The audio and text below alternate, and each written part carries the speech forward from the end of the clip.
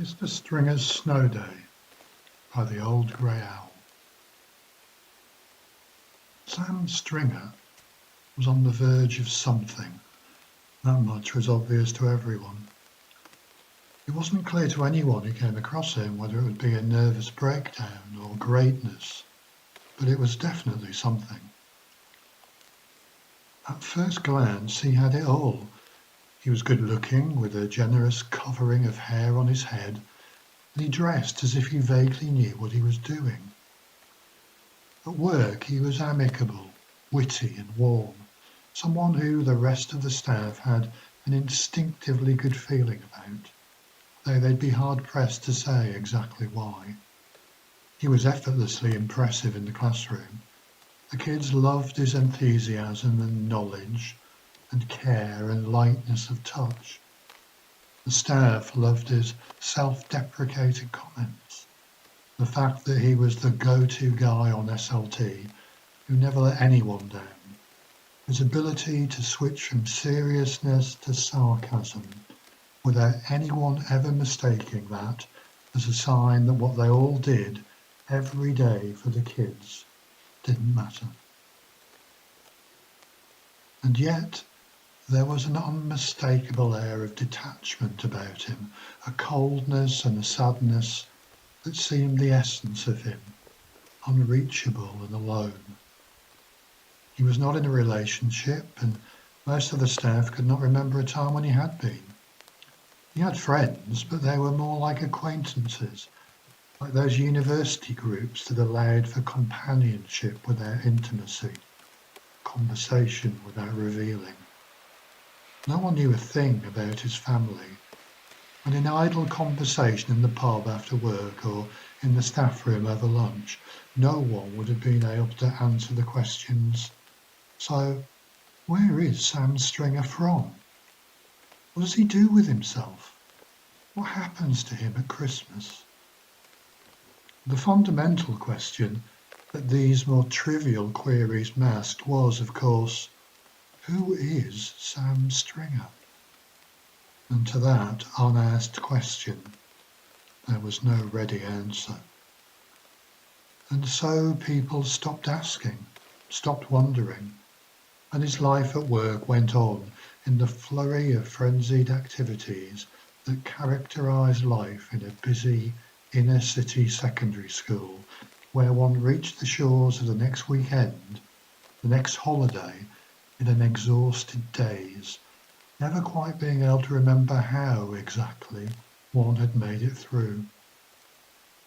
This unexamined life went on apace until one day Sam Stringer found he'd reached the dizzy heights of deputy head, almost without realising it. It had not been the next step in some carefully considered Machiavellian plan, nor the logical outcome of ruthless careerism. It was simply the place and time and position the conveyor belt of his life had taken him to. At the age of 38, he had earned the respect of his colleagues, the affection of his pupils, a significant and welcome pay rise, and a rather nice spacious office with his name on an acrylic door sign, Mr. Stringer, Deputy Head Teacher. One of his many responsibilities was snow. It wasn't mentioned in his job description, and it did not figure at his interview, but as far as the staff were concerned, it was by a country mile the most important. The closure of the school because of snow was officially his call. This was partly because he lived 10 minutes walk away from the school, so he was the only member of senior team who could make an informed judgment, based on weather conditions, early enough to set in motion the text and telephone tree announcing the closure. The real, unstated reason was that Elizabeth, the head teacher, could trust him to make the correct decision, resisting all pressures from the staff to close at the fall of the first snowflake. She knew that Sam had so little else in his life apart from his job that a day off was something to be avoided at all costs. He had only ever had to do it once in his first year as a deputy, and he had resolutely kept the school open, notwithstanding the traffic chaos and misery that staff and students had had to endure. This had garnered Elizabeth valuable brownie points with the local authority and took her to the top of the league for local head teachers' macho posturing. It had cost Sam some of his popularity, but he did not seem to notice and carried on as before, charming and effective in equal measure. And so it was, one Tuesday evening early in December, the senior leadership meeting closed with a discussion on meteorology. So, are we all clear about the procedure? Elizabeth scanned the members of her team around the table with her usual familiar raking glare. Sam, as usual, it's your call, but the earlier the decision, the better. We don't want any complaints about people getting stuck in traffic, only to find the school is closed after all. When do you think you'll be able to get it on the website? Well, definitely before 6. The weather forecast seems pretty certain. The beast from the east is back with 10 feet of snow and freezing temperatures. Or that's what it said when I looked before we started tonight. Elizabeth said. Well, whatever you do, any of you that is, don't give the rest of the staff the impression it's already decided. Weather forecasts have been wrong before, and no doubt they'll be wrong again. I want everyone going to bed tonight thinking they're coming to school tomorrow as normal. The assembled team was suitably poker-faced, controlling the sense of disappointment they all felt. All except Sam, who deep down knew he would find a snow day at home rather dull in comparison with a day managing the fallout of a snow day at school. Hesitantly, a voice broke in. Do the staff just have to look at the website then? Sorry, this hasn't happened since I've been here, and Caroline, the newest member of the team, trailed off, feeling more than a little silly. Elizabeth forced a smile. Of course, Caroline, forgive me. I forgot this is your first time. She looked over at Sam. Sam, could you... Yes, of course. It was actually in the email I sent out to everyone. There's a mobile telephone tree and an automatic text message cascade with some backup calls to key members of staff so they can ensure everyone in their section of the tree is informed. I thought that everyone would have read that, but the minute he said it, he felt it had come out wrongly, as if he were annoyed at having to explain something he'd already dealt with. As someone who loved getting more emails and felt a little cheated and out of the loop if there was nothing he could deal with, he was genuinely baffled whenever he came across someone who hadn't checked their own inbox. The expression on Caroline's face, a mixture of annoyance, embarrassment, and incredulity, just confirmed it. She glowered at him, her eyes stinging. Sorry, she said, I haven't been in my office, teaching all day. An awkward silence spread over the meeting, and people were left shuffling their papers and looking down at their notes. Thankfully, it had been the last item, and the meeting broke up, the various members of the team drifting off in different directions to offices spread strategically in all four corners of the school. Sam hung back to make sure that he and Caroline were the last to leave. She sensed that that was what was happening, and at the last minute she tried to scuttle ahead. Sam called out to her, Caroline, sorry, can I have a word? She turned and forced a thin smile. "Yes, sure," she said. "What is it?" He looked round to check everyone else had left. "Sorry, I didn't mean it to sound critical at the end there. I was just surprised you hadn't seen the message. It just came out a bit wrong." "You should have said that in the meeting," she replied curtly, and turned tail and left before he could reply. As she walked down the corridor towards her office, she wondered if she'd been a bit rude. At least he apologised, she thought. Not many men would have done that. Back in the meeting room, Sam was left alone, mouth open. He felt a little crushed. Was it him?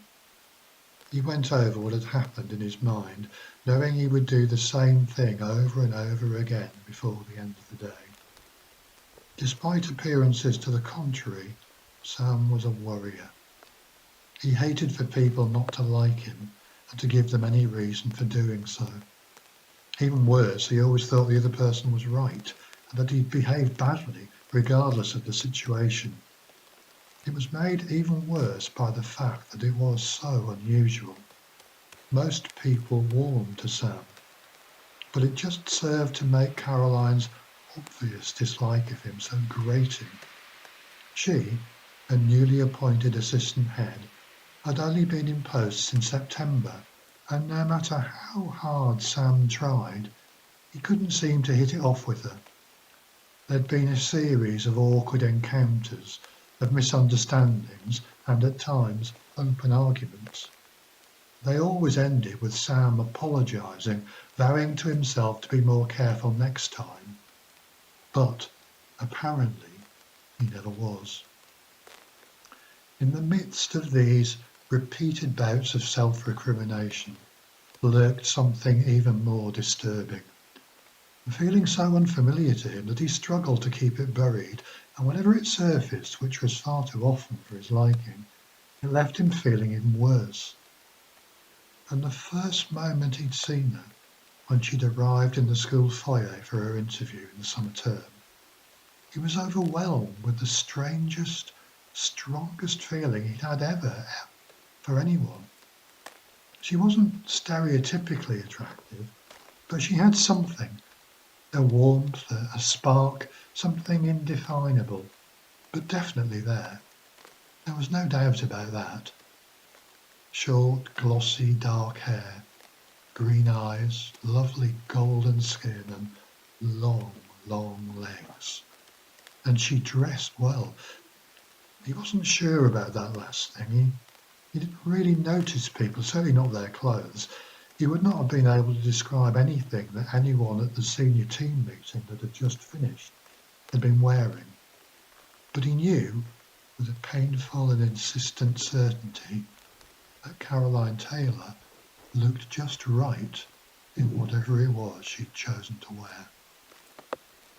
He also knew, with equal certainty, that Caroline thought that he was a bit of a joke. Whatever he'd managed to do to fool everybody else, Caroline wasn't falling for it. She could see right through him and obviously recognised him for what he was. An imposter, a charlatan, a phony.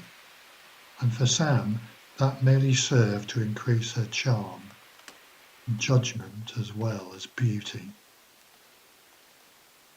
With these thoughts churning around his brain, he collected his stuff, locked up his office, and made his way down to the car park. He sighed as he opened his car door. He knew he couldn't go on like this, and he'd made a sort of decision to look at headships and other schools, ready to start applying next summer.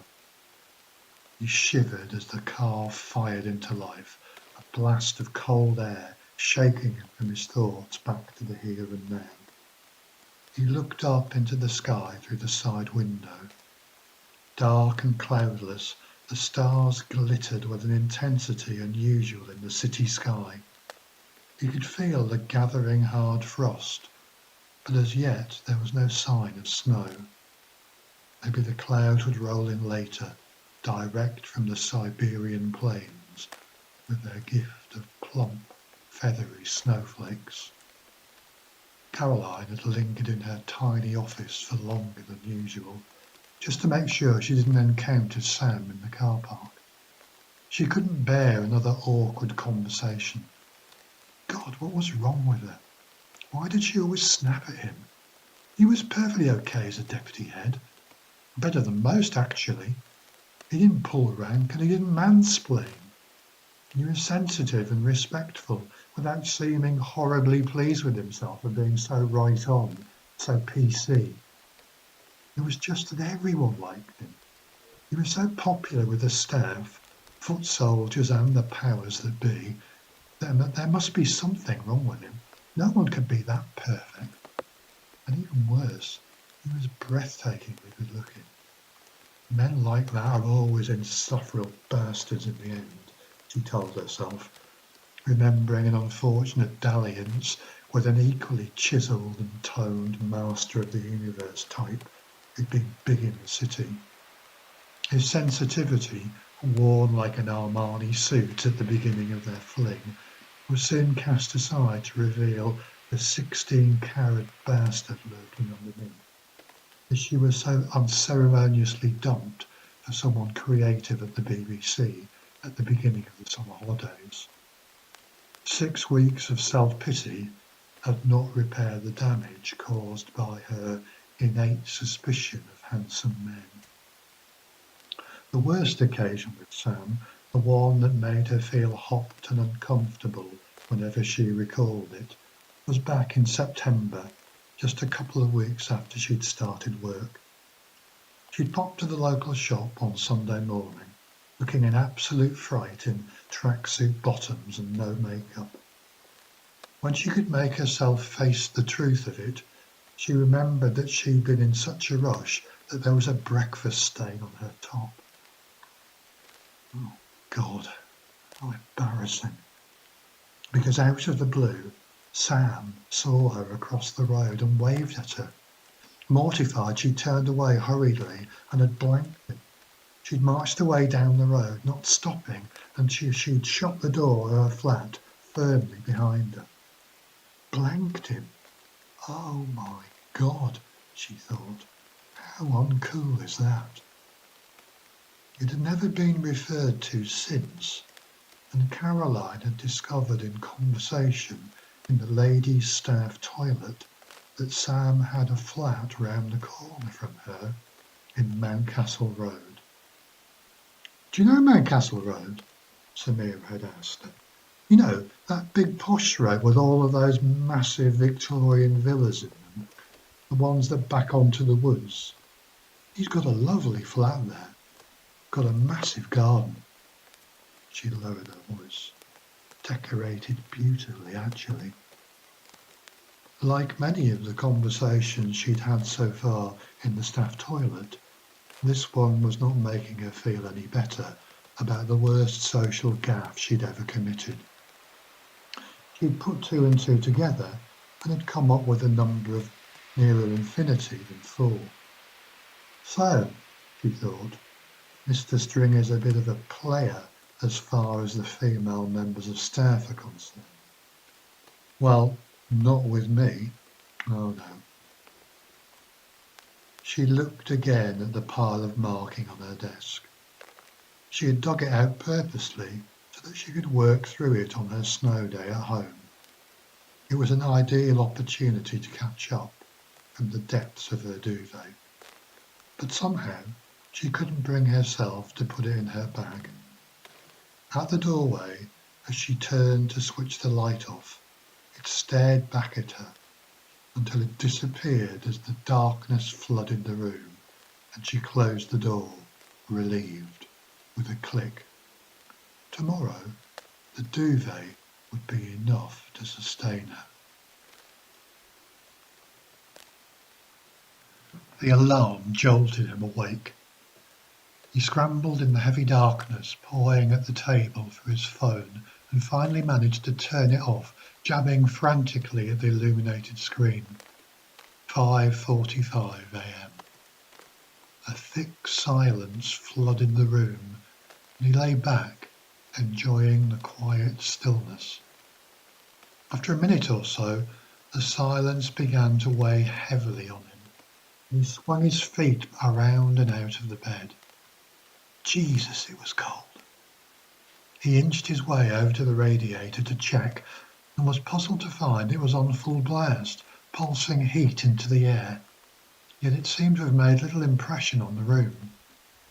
There was a strange silence, as if he had cotton wool stuffed in his ears. He continued to the window and opened the curtains a crack. The window looked out onto the back garden, and beyond the fence at the back, the beginning of the woods. He gave a sharp intake of breath. The sky in front of him was full of swirling, heavy flakes of snow, and the garden was blanketed in a thick covering, blurring all of the familiar shapes. Already the perfect layer was marked with animal tracks, crisscrossing the lawn. His heart leapt. Even at this hour, in this cold, with his breath steaming in front of him, it was a beautiful, strange, otherworldly sight. Clearly, this was one occasion when the snow closure would not be controversial. Nobody would be making much progress in the world in that, not, by the look of it, for a couple of days at least. 15 minutes later, it was all done. Notice of closure on the website, text sent via the telephone tree, a message left for the head, local media contacted, and the local authority alert system triggered. He spent the next hour on a leisurely breakfast, enjoying the film of Snow Armageddon on Breakfast News, before rousing himself to get dressed and ready to brave the world outside. The woolly hat, thick scarf, gloves and padded coat seemed to dissolve into gossamer threads as he made his first tentative footsteps down the path from his front door. The sky was still dark, with flurries of snow carried in fitful gusts of the wind that knifed through him. He crunched his way along the footpath to the main road. The road was eerily deserted, and the yellow cones of light from the street lamps bathed everything in a mysterious wash of amber. He passed a couple of abandoned cars, left at crazy angles to the curb, buried and undetectable under the volume of settled snow.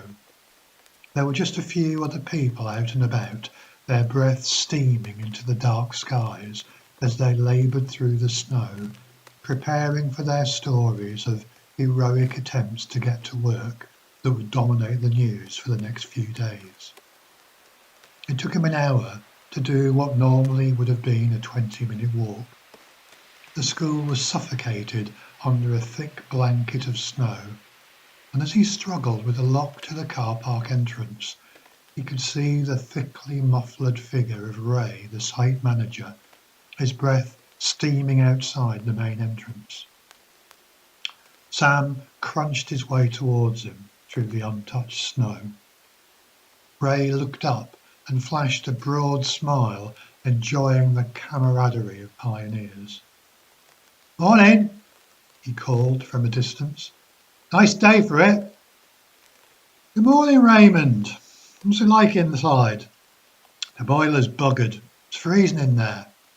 "What do you reckon?" "A couple of days at least, maybe more. Weather forecast after that's a bit hazy, and even when the snow clears, there's no guarantee of when the boiler will be fixed. If ours is gone, you can bet your life they'll be swamped with call out from loads of others." "Oh well, at least it's a clear call, eh? I'll put it on the website after I've spoken to Elizabeth." "She'll be tucked up warm in deepest Surrey somewhere, no doubt." "The privileges of high office, Raymond, my good man. The privileges of high office. Not for the likes of you and me." Ray snorted. "You'll be there soon, sunshine. You're not fooling me. Another couple of years and you'll be El Presidente, ordering everyone around from under the duvet." Sam was momentarily taken aback. Was that what everyone thought? That he'd be ahead somewhere? And soon, from Ray's tone, he roused himself, and the flicker was gone. Listen, Ray, I wouldn't bother with clearing the grounds. Not yet, anyway. Give it a day or so and keep an eye on the forecast. There's no point shoveling it all up if there's a ton more snow on the way. If we keep in touch, then we can manage it from this end. You concentrate on the boiler. I'm just going to do a bit of work while I'm here. I can lock up if you want. Ray didn't need telling twice, and he strolled away whistling. His snow day had just started to look up. It was about 10 o'clock when Sam finally called it a day. He locked the gates behind him and leant into the knifing wind that had sprung up, whipping thick, fat snowflakes into his face. He gasped in pain and shock. The journey back was clearly going to be harder than the voyage out in the quiet darkness of early morning. An hour later, when he finally turned the corner onto the home straight, he had lost all feeling in his feet. His cheeks were red and numb. All thought of the charm, beauty, and romance of the snowy landscape had disappeared. For the previous 15 minutes, he had sustained his spirits by fantasizing about the bacon sandwich he'd promised himself, with coffee and the paper. This was the thought in his head as he peered through the swirling snow over the road to the blocks of flats on the other side. He did it every time he walked past, and the extreme conditions of the morning made no difference. Caroline's flat. He was about to press on, head down into the wind, when his eye was caught by a huddled figure in the entrance, hammering on the door. Defeated, the figure slumped to the ground and sat, head in hands, and began weeping. He stopped and stared, shielding his eyes from the driving snow. He took a step towards the curb, almost indistinguishable now from the road surface, and kept on going, picking his way gingerly over the compacted snow on the road surface. Halfway across, he called out, "Caroline? Is that you, Caroline?" The figure leapt up as if stung or caught guiltily in the middle of some heinous act. She wiped her hand across her face. When she recognised who had called out to her, her face fell. "Caroline, what the hell are you doing out here? Are you all right?" "Sam. Hi, yes, I'm fine. I'm just..." She hesitated, as if deciding what to say next. Her face was red and blotchy and streaked with tears. "No, you're not," Sam insisted. "You've been crying. What's the matter? You're terrible." A wry smile creased her features, and she started again. "Yes, terrible. I can imagine. It's just that my boiler's broken down. I came down to go to the shop and I got locked out. I haven't got my phone with me or my keys. There's no one else in the building and I didn't know what to do and I..." The sentence collapsed into a further outbreak of sobbing. Sam reached out instinctively and took her hand. "God, Caroline, you're freezing. How long have you been out here? You need to get inside." "I don't know, half an hour maybe. I don't know what to do. Why did you have to come along again? I'm looking to stay and being pathetic. I don't know. The words tumbled out in an incoherent grunt until the heaving sobs came again and she wrenched her hand away. "Look, come on. Come round to mine. It's only 5 minutes away. You can get warmed up and sort yourself out. We'll work our way out through this." She hesitated. The use of the word "we" was suddenly hypnotically alluring. The idea that someone could help her manage this. But not him. Of all people, not him. He reached out and took her hand again. You can't stay out here. You'll freeze to death. Come on. Gently, he pulled her hand and she took her first step, and annoyance was gradually replaced by relief as she allowed herself to be led towards a solution. The two figures, hunched against the wind, melted into the blizzard as they made their way slowly down the road. By the time she woke up, the grey light outside had begun to fade. After they had arrived at Sam's flat, he had made her eat and drink, and then insisted she get some sleep in the spare room. Her blank, red-eyed silence as she methodically chewed her toast and drank the coffee he had handed to her had convinced him that she had been exhausted and had been outside for longer than she'd said. She got dressed and tentatively made her way out of the room into the hallway. "Hello?" she called out. "Anyone here?" The nearest door opened. "Aha, Caroline. You feeling any better? That was one hell of a sleep. You obviously needed it." Sam smiled at her and ushered her into the room. Come in. Come and have a seat." The room was not what she'd been expecting. It was beautifully proportioned, elegant with high ceilings, polished wood floorboards and Persian rugs. She almost gasped when she walked in, her eyes wide and bright. There were 3 sofas arranged round an open fireplace, which had a gently flickering log fire. She stopped herself from telling him what an amazing place it was. She suspected that many people had told him that over the years. "No, I won't, thanks. I really had better be getting back. Thanks, though. You've been very kind." "Getting back? Getting back where? Have you found your keys then, or your mobile?" "Well, no, obviously, but—" She trailed off unconvincingly. "Come on, Caroline. Look, I know you don't really like me and you feel a bit uncomfortable here, but there's not much else you can do, is there? Just give in to it and stay. You've already sampled the spare room. You can spend most of the time in there if you prefer. I've got loads of work to be getting on with anyway, and so have you, I imagine. I'll even lend you my laptop. How's that?" He couldn't work out whether he was more annoyed or disappointed at her evident eagerness to leave, so he straddled the two. He thought himself rather bold for naming the fact that he clearly made her feel a little awkward, but there was little point in being overly polite. At least it was out in the open now, and she couldn't go anywhere else. That was undoubtedly true. The weather was getting worse, if anything. Even if there were hordes of friends or family in the area, it would be impossible to get to them unless they lived next door. Public transport, as is the custom in Britain in bad winter weather, had closed down, and the country had returned to somewhere in the 19th century.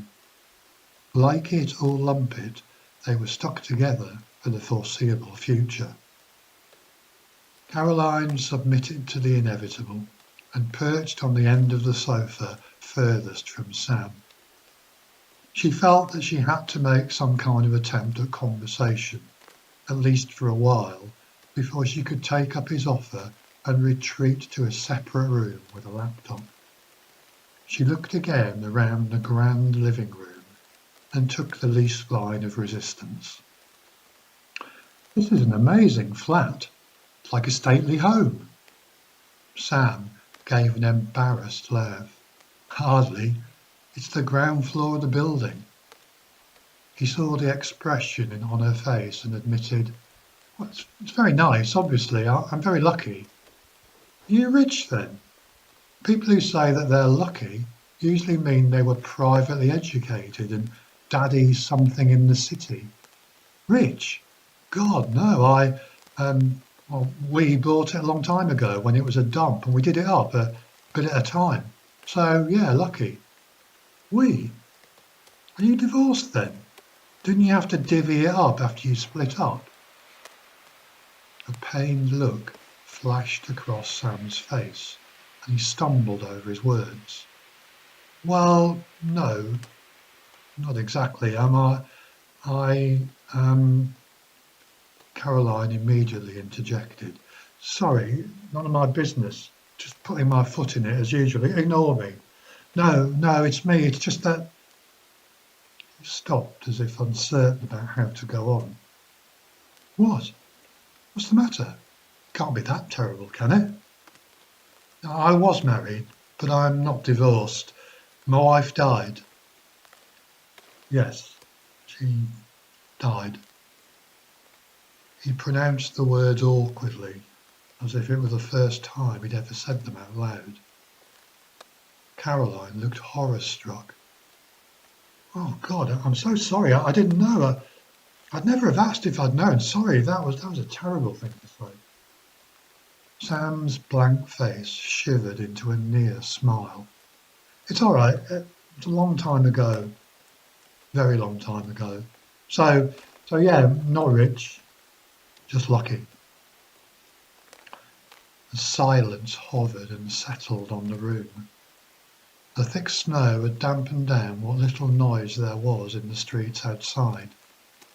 There was virtually no traffic, just the occasional gust of wind that whined through the window frames and rattled the panes. Caroline looked up in the direction of the noise, grateful for any distraction. At the far end of the room, a pair of French windows looked out onto a long back garden that disappeared from view in the gathering darkness. The garden melted into the thick trees of the adjoining woodland. Goodness, she exclaimed, a little too eagerly. What a great garden! She sprang up and went over to the windows and peered outside. Sam followed her and looked over her shoulder. There were a few flakes of snow still drifting down from the grey skies. This was probably the mildest the weather had been all day. Soon, when the sun completely sank beneath the horizon and darkness settled, the temperatures would plummet again. Outside, the blanket of snow across the lawn was untouched, thick and even. Only a few lines of bird and animal tracks crisscrossed the canvas. Look at that, she breathed. It's perfect. When I was a kid and our garden was like this, we'd spend hours in it building snowmen. She looked back at him over her shoulder and smiled. The memory was real and alive for her. Their eyes met, and then Sam gestured out into the garden with his eyes and back again. Well, shall we?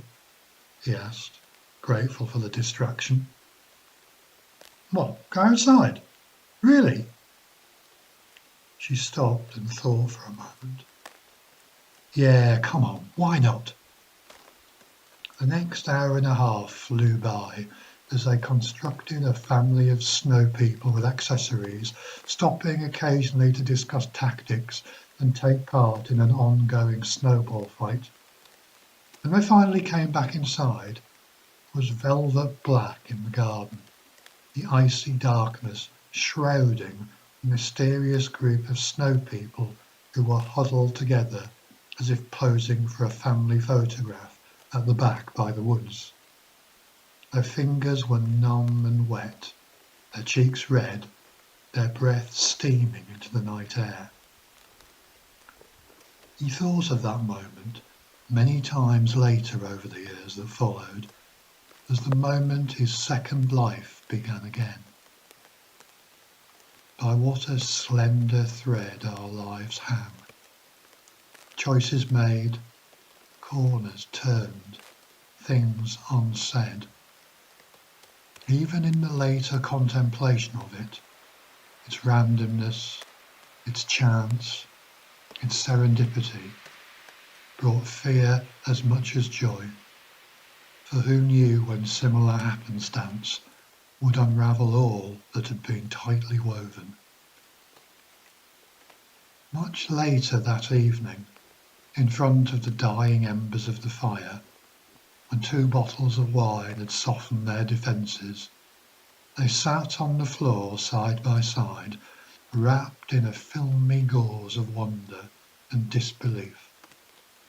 They had talked for hours, discovering on the way a shared love of The Strokes, the Arctic Monkeys, The Wire, The Sopranos, with a guilty pleasure of the Gilmore Girls admitted under pressure, William Blake, Patti Smith, lower league football, the World Cup, roses, clematis. At one point in the evening, when it seemed to both of them that this had all been supernaturally prearranged, they discovered that they'd both taught English as a foreign language in Spain at the same time. Sam in Madrid, Caroline in Barcelona. Before they knew it, it was 1:30 in the morning. The last bottle was empty, and the embers had ceased to glow in the grate. A sudden awkwardness descended from nowhere. "Well," said Sam, finally springing up to gather the glasses and bottles. "That was nice, but probably way past bedtime." "Oh," stammered Caroline, taken aback. Yes, of course. "Will you have to do the snow thing again tomorrow?" "No, thank God. The message this morning made it clear we'd be shut for at least 2 days, so at least I'm spared a 5 a.m. start. Might be different the day after, though. Forecast is for a big thaw." "Nothing good ever lasts, does it?" she asked, looking directly at him. He looked away. No, it doesn't," he muttered, and busied himself with clearing up. When Caroline followed him into the kitchen with some token clearing, he said, "Oh, thanks for that. I'll do the rest. You know where everything is, don't you?" She looked puzzled. "What do you mean?" "Oh, toilet and bathroom. You can use the room you were in this morning." He stole a glance at her. "It was all right, was it?" "What was?" "The room. This morning," he explained patiently. "The room was all right?" "Yes," she said finally. The room was just right. Like the 3 bears." She turned to go so he couldn't see the look of absolute humiliation on her face. The 3 bears? What was she like? "Okay, good night then," she said to the wall and carried on walking. Sam stacked the dishwasher. Later, in the strange snow-dampened silence of his room, Sam lay rigid under the duvet, eyes wide open, mind racing. There was a full moon outside, and it silvered the far end of the room through a crack in the curtains. Why had he mentioned Donna? Why hadn't he made a move or done anything about it, anything at all? She was wonderful. There was no doubt about that. And she quite liked him, or was she just a great actress? Liked him? Not any more, he thought bitterly. What is wrong with me? Why can't I just reach out to someone? Will it always be like this for years and years and years? The questions raced through his mind over and over again, and not for the first time his eyes were wet when he finally slipped into sleep. When the knock came at his door, gently, he woke up, instantly alert. The door opened a crack, and there was a rustle as a soft breath of wind passed through. The kiss, when it finally came, was everything he'd been waiting for such a very long time. The next day, whenever it started, was centred on that room. He was for hours and moments the centre of their universe. Occasionally throughout the day, noises came from the other world, a distant train, children playing a few doors down, and when the sun fell, the hoot of an owl and the bark of a fox. But they paid little attention to anything other than the adventure of discovery in front of their eyes.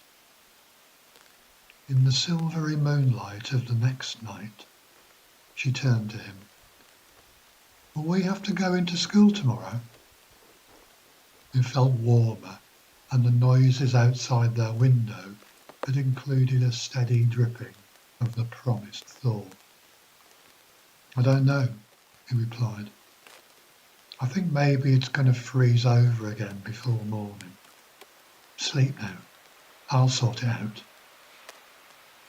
They both knew he was lying.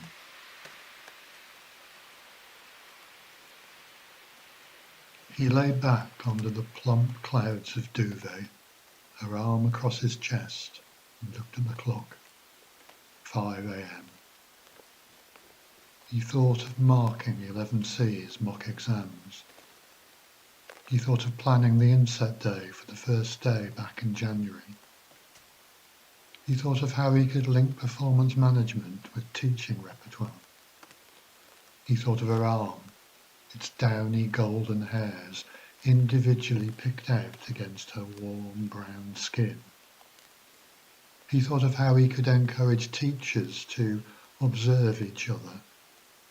He thought of the end-of-term reports he had to write for the trainee teachers and how he could make them sound a little more positive. He thought of her smell, like vanilla and caramel. He thought of the paper he had to finish to present to SLT on coaching for development. He thought of her eyes, strangely green with little grey flecks, and white like her sparkling teeth. He thought of the way she wiped away the crumbs of her toast and the sides of her mouth, moist with tea. He thought of her lips. He swung his legs out from under the duvet, perched on the edge of the bed, and reached for his phone. Sam Stringer was on the verge of something. It was not a nervous breakdown. It was not greatness. He stood on the edge and peered over the sides, dizzy and breathless. Finally, he scrolled down, hit the send button, and slipped back under the creamy warmth of the duvet. The school would be closed again that day. Sam Stringer was on the verge of falling in love.